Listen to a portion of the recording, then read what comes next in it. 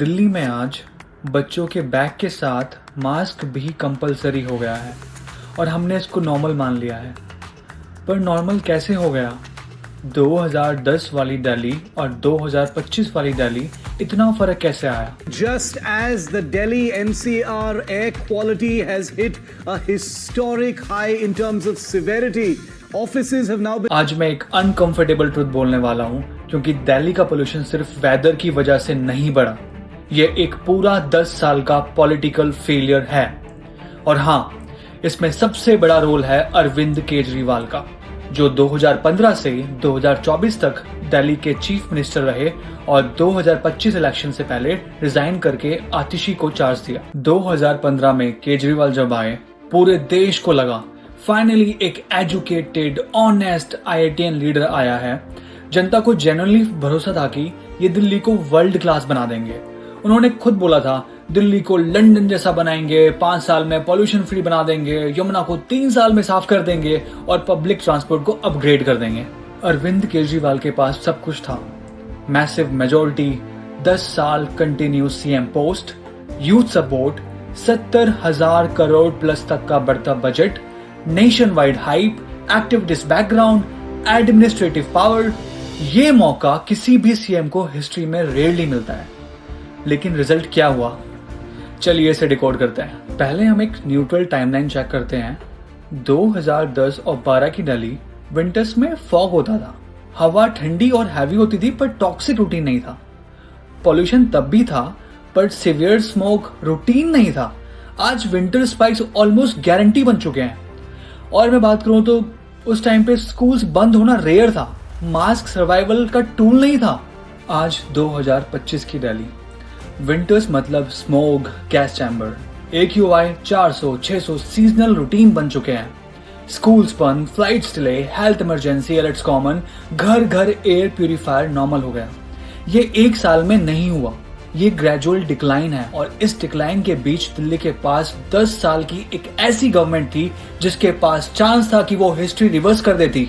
अगर केजरीवाल 2015 से 2024 के बीच दिल्ली का एक सीरियस क्लीन एयर ब्लूप्रिंट बना देते तो दिल्ली पूरे इंडिया के लिए केस स्टडी बन जाती। एग्जैक्टली जैसे पीएम मोदी ने गुजरात में ग्राउंड पे काम करके एक गुजरात मॉडल दिखाया और फिर नेशनल लीडरशिप तक पहुंच गए। केजरीवाल भी दिल्ली का क्लीन गवर्नेंस मॉडल बना सकते थे। उनके पास पावर भी थी, मैंडेट भी था, पब्लिक ट्रस्ट भी। अरे भाई, 10 साल का मैंडेट मिला था, पर आउटपुट में क्लीन एयर मॉडल नहीं, कैंपेन मॉडल ज्यादा दिखाई दिया। अब आते हैं कोर पर, क्या गलत हुआ? यहाँ पर मैंने 5 चीजें आइडेंटिफाई की हैं जो केजरीवाल ने बहुत गलत करी दिल्ली वालों के साथ में। पहली बात जो मुझे बहुत शॉकिंग लगी, PR और एड्स का वेट काफी ज्यादा हो गया। दिल्ली में गवर्नेंस का सबसे विजिबल आउटपुट क्या बना? एडवर्टाइजिंग और ब्रांडिंग।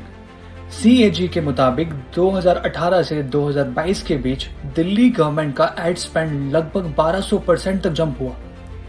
पुरानी गवर्नमेंट्स के कंपैरिजन में हायर स्पेंडिंग रिपीटेडली फ्लैग हुई।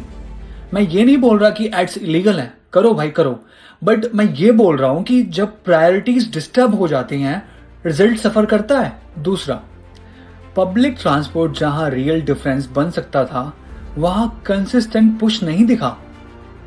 वर्ल्ड सिटीज पॉपुलेशन को पब्लिक ट्रांसपोर्ट के थ्रू तोड़ती हैं, पर CAG ऑडिट बताता है DTC बस फ्लीट 2015-16 में 4,344 थी, जो 2022-23 तक गिरकर लगभग 3,337 रह गई। पॉपुलेशन और कार्स बढ़ती रहीं और बसेस का कैपेसिटी उतना ग्रो नहीं हुआ जितना होना चाहिए था। EV बसेस भी फंड्स होते हुए स्लो पेस से ऐड हुई। लंदन लेवल सिटी तब बनती है जब लोग कार छोड़ के बस और मेट्रो पे स्विच करते हैं। यहाँ स्विच की स्पीड इनसफिशिएंट रही। और अगर अब मैं तीसरे पॉइंट की बात करूं, तो मिस्टर केजरीवाल जी ने ऑड इवन को सोल्यूशन जैसे सेल किया। ऑड इवन एक टेम्परेरी बैंडेज है। सिटीज को क्लीन एयर के लिए 10 साल एग्जीक्यूशन चाहिए होता है, सिर्फ 10 दिन का PR साइकिल नहीं। ऑड इवन आया, फोटोज आए, हेडलाइंस बनी और फिर तुम वापस वही गैस चैम्बर सीजन पे। अब मैं आता हूँ चौथे पॉइंट पर, जो कि केजरीवाल ने बहुत हाइप में रखा इस वाले टॉपिक को कि वो रिजॉल्व करेंगे, यमुना। सबसे बड़ा proof of non delivery. Yamuna को साफ किया जाएगा। यमुना साफ कर सकते हैं। यमुना हमारे लिए पवित्र नदी है। दिल्ली का चुनाव लड़ा था, मैंने प्रॉमिस किया था दिल्ली वालों की कि अगले चुनाव तक मैं यमुना को साफ कर दूंगा और अगले चुनाव के पहले मैं भी यमुना में डुबकी लगाऊंगा और आप सब लोगों को यमुना के साफ पानी में डुबकी।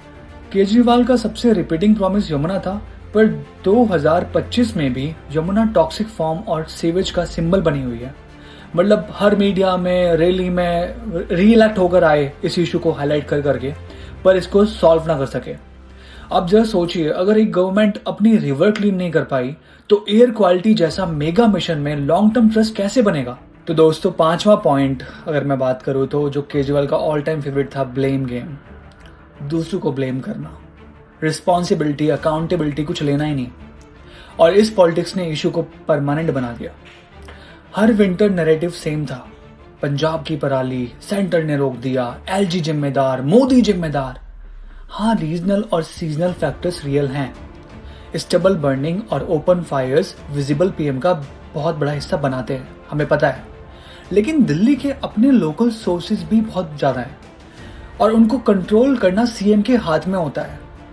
अगर मैं बात करूं, रोड डस्ट और ट्रांसपोर्ट मिलके PM 2.5 का 40% प्लस कंट्रीब्यूट करते हैं।